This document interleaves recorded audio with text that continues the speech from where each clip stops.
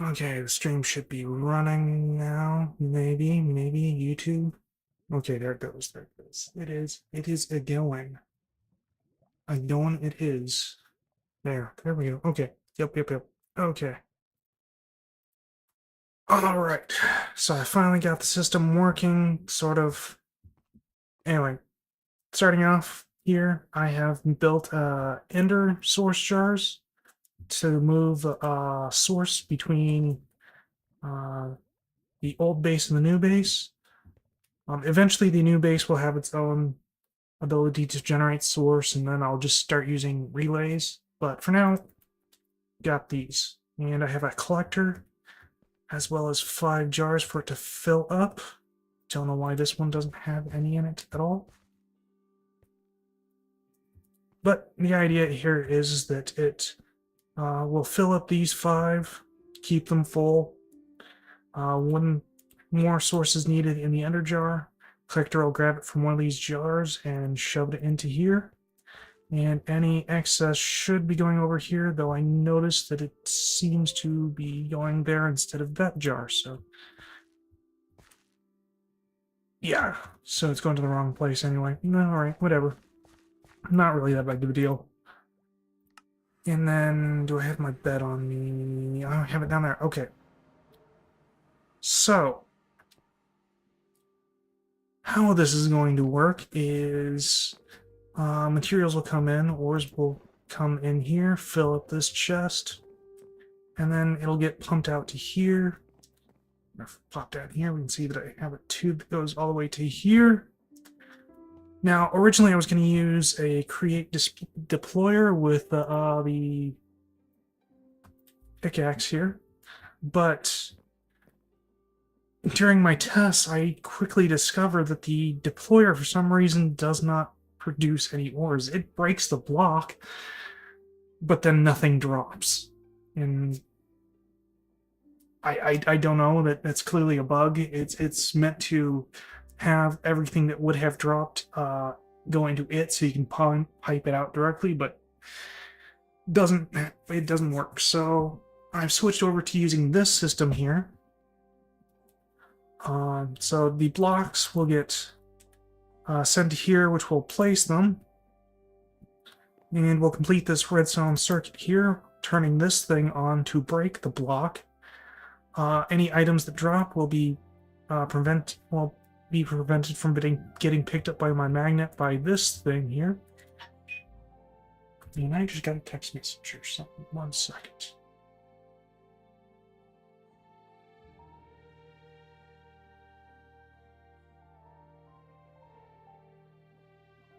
Okay, that's rather important. I'm going to need to address that soon-ish. So what was I saying? Okay, so yeah. So it places the block, and we have this redstone circuit here, where we'll be pushing a redstone signal through the block. And since this is set to run on high, it will activate, allowing it to break the block here. And because it drops like normal items and not like create deployer would have or is supposed to have done so, I need a hopper here, a absorption hopper, to pick up the items and pump it into this chest.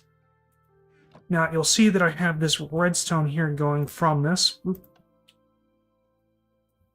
Oh, that lag scared me. Okay. What this is doing is it's reading how much, or the contents of the chest, how full it is. And if it gets to about halfway, it will cause this NOT gate here to turn off, which will stop powering this, which will stop this thing from running. So if it's more than halfway full, it won't break any more blocks, prevents overflow issues and despawning issues. Anyway, from there, this will go back into the system. I changed my mind on how I'm going to do this. This is just getting sucked out and getting painted black, so it's going to be going to anything that can accept it, really, that is in the black region, rather than going to the sorting chest over there. I'm just gonna put the final uh, thing back into the storage, just like really far away or something. Give it a really long pipe, which kind of defeats the whole point of using the paint colors anyway. But I don't know. I don't have a better solution because I don't have a restrictive pipe of any type from any mod. I am stuck doing it this way. So anyway, ideally they'll come over to here, where the raw copper will go into this thing and get turned into blocks of raw copper. Well, they get piped out into this barrel here. And there's a filter on the barrel so that I can also directly connect it to the network, so any blocks that already are made can go just directly into here. And then from here, using integrated dynamics is the thing that will turn the blocks of copper into dust. So we have essentially three functions. Here we have drop items, pickup items, and pulse redstone. So drop items is fairly simple and straightforward. It looks like the contents of the source chest, the contents of, or what's on the ground already here, what's already in that space, and how full the output chest is. Yes. Is it my, okay, no, it's just noon. I don't know why it gets darker during noon, but it always makes me think that it's about to turn into night. Anyway, so what this will do is take the contents of the source chest, the contents of the ground, and how full the output chest is. And if there's nothing on the ground and the output chest is less than half full, then it goes through and finds what is this? Oh yeah, so this is because the source chest actually is a list of every possible slot in the chest. This removes any entry that is just that's nothing, and creates a new list of items which it returns and gets sent to here for placing entities. So anything that makes it through that, the list will just get placed. And it'll get placed so that it has a really long lifespan. This is how long until it despawns, which forever. And this is how long until the player can pick it up. So an interesting thing to note is that items dropped by this are still subject to the magnet, but they'll still have this pickup delay. So if they get scooped up by my magnet, they'll just kind of float around at my feet forever. Thankfully, the absorption hopper that's over here does not care about the pickup delay, so I can plop that down to pick up anything that's got really high delay values. So I'll plop it down. Another demagnetization coil here to prevent my ring from picking it up. Yeah, and okay, so it'll spawn here. So then next it will have next we need to generate a redstone pulse to trigger that. Oh, I almost forgot to mention. This will only drop down, where is it? There it is. 8 units at a time, because that seems to be the limit of what the spell can do. So that just kind of guarantees that it only has to fire once, and everything that it can affect will be affected. Anyway, so we have, you know what, we can just come over here. So we have two values here, current and past. The current is what is currently on the ground. Um, it's actually the output of pickup items here. So it actually runs pickup items on the thing so that it actually, well, what this function does is it takes the list of everything that's on the ground, figures out what is actually an item, and creates a new list from that. So we get a list of only items. And then the output here goes to two things. It goes to this pickup entities thing, which is notable in that it's set so that it's, where is it? Ignore pickup delay is unchecked. So that pickup delay will actually prevent it from being able to pick up things. So if what is on the ground has not been dusted yet or turned into dust yet, it will not pick that up because of the really high pickup delay. And the output of this is duplicated into this delayer, which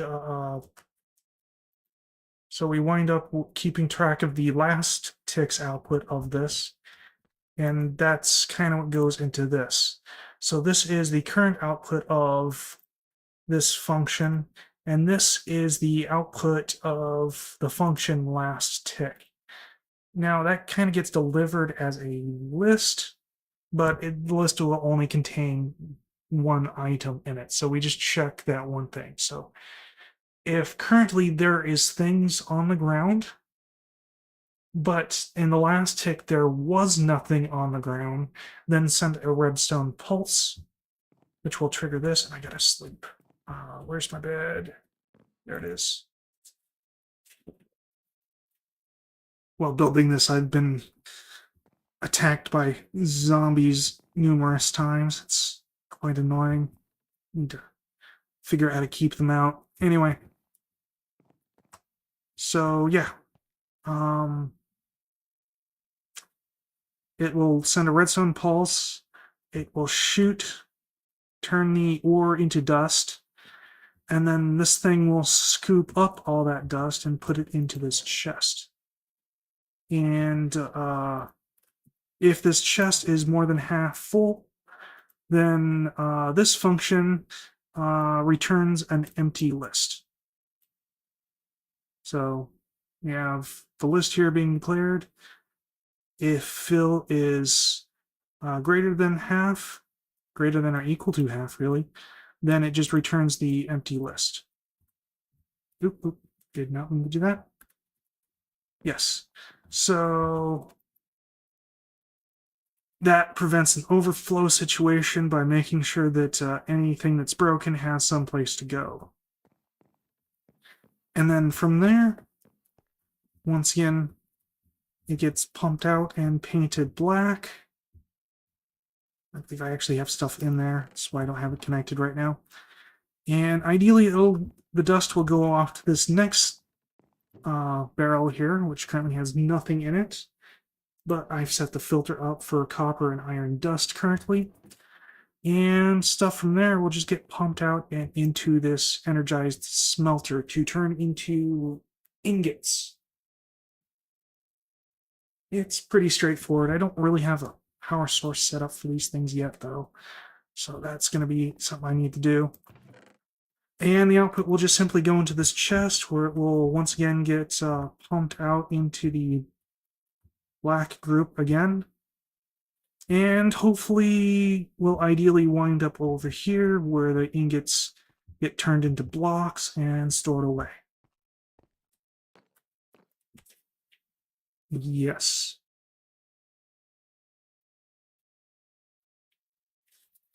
Alright, I should probably actually hook up this stuff, really. That would probably be a good idea.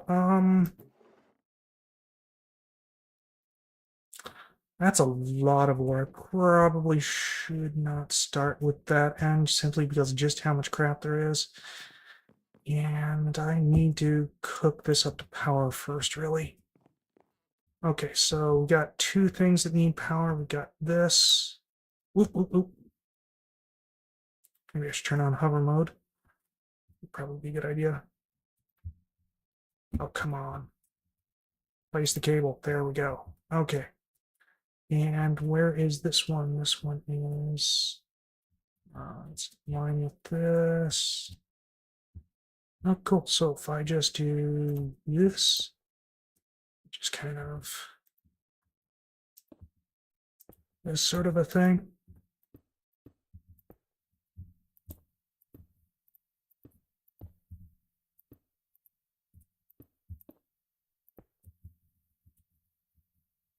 Ooh.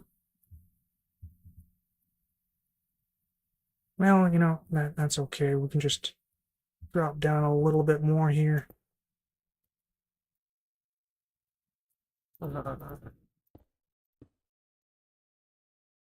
There we go.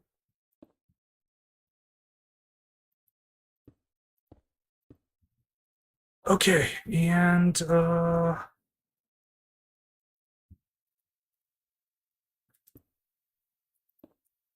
the moment, I'm just gonna take it over here, and we're going to bring this up here. And I'll just... Oh, I don't have... Right. I took that thing back. Ew. Okay, well, you know, I'll grab the one for my base. That should be fine. Probably.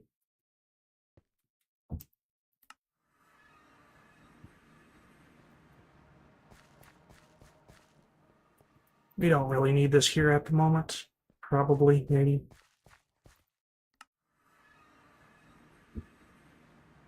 Probably gonna regret doing this. Okay.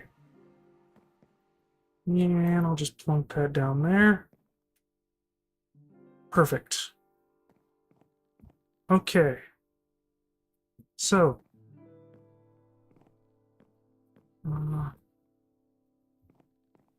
Looking good there. Looks like we have power. Okay, so this just kind of needs to be hooked up now. Where are my things at? There they are.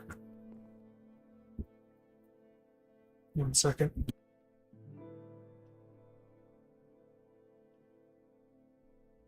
Okay, so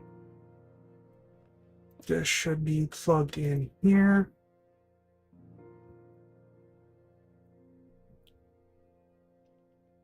Okay, and now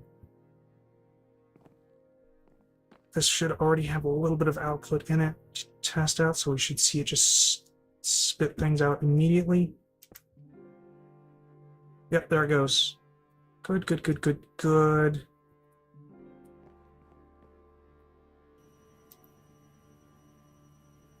And it should automatically spit out into the thing.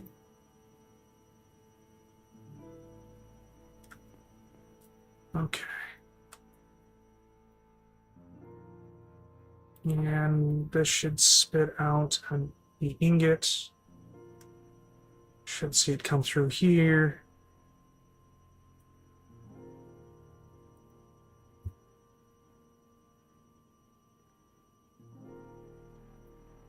Maybe. It's a bit on the slow side.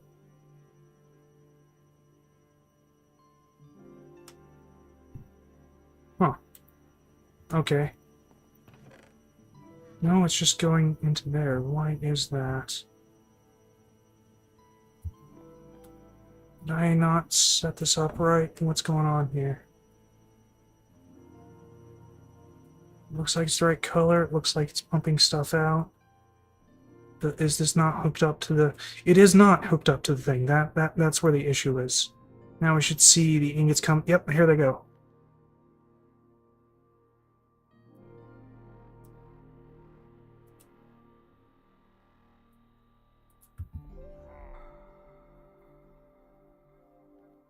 Perfect.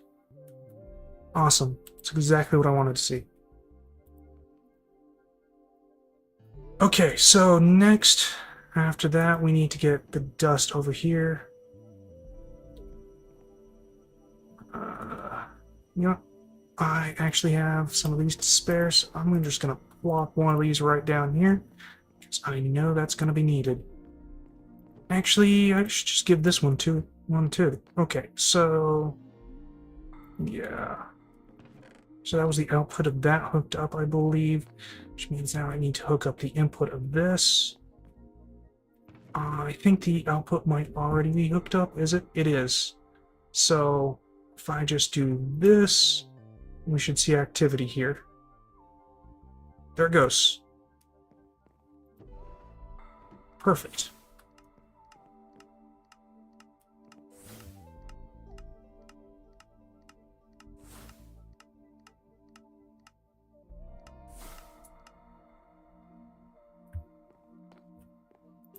Perfect. There's all that. And now that is there. Nice.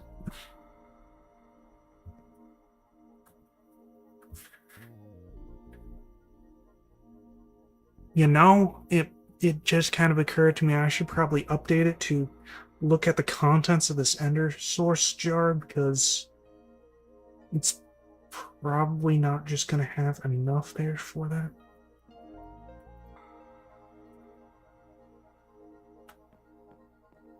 Well, it has a really long time, so it probably actually just generate the source while waiting. Alright, so that was that. That's the output of that connected. Which means now if I do this, good.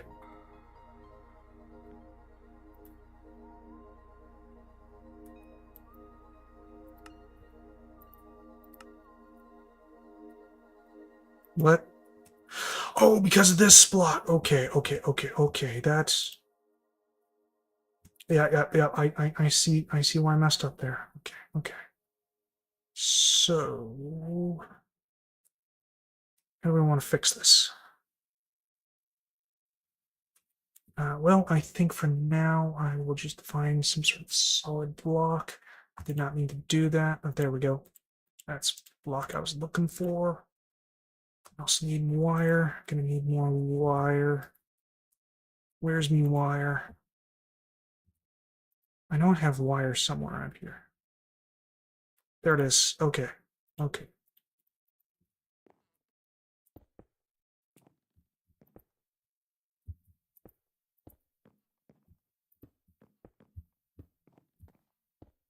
There we go.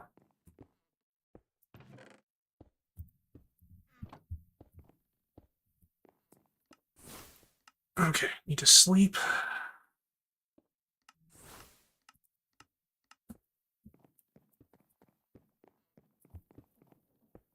Okay, so that's breaking that. We can see that the ore is going through. It's coming up here. It's getting turned into blocks. And then from here, it's getting turned into dust.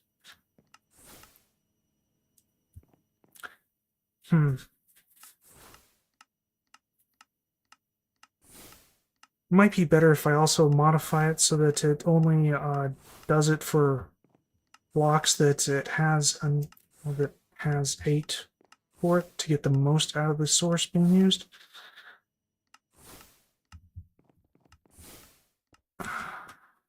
Perhaps.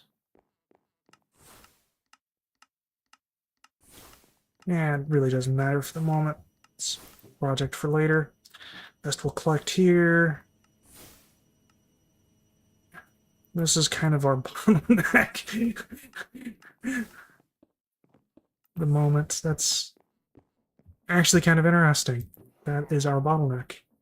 Yeah, her to you too. And I think that's it. I just need to let this run for a little while. How are we doing for power? I'm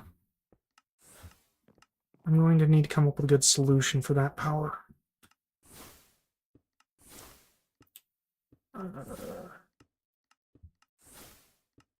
Oh, right. In chunks. Oop, nope.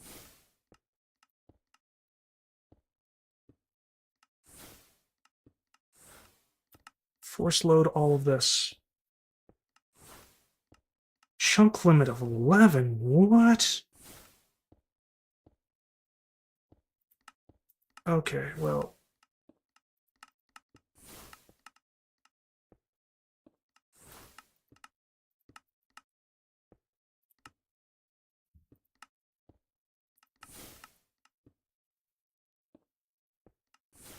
Well, that's not right. There should be significantly more chunks than that.